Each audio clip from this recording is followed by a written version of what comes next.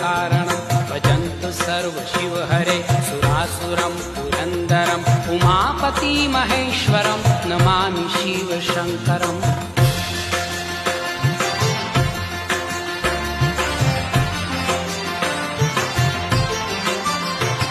सोमेश्वरा नागेश्वरा श्रीमल्लिकार्जुनेश्वरा महाकालं अमलेश्वरा पुष्पेश्वरा विश्वेश्वरा केदार भीम वैद्यनाथ त्र्यम्बकं रामेश्वरम् उमापति महेश्वरं नमामि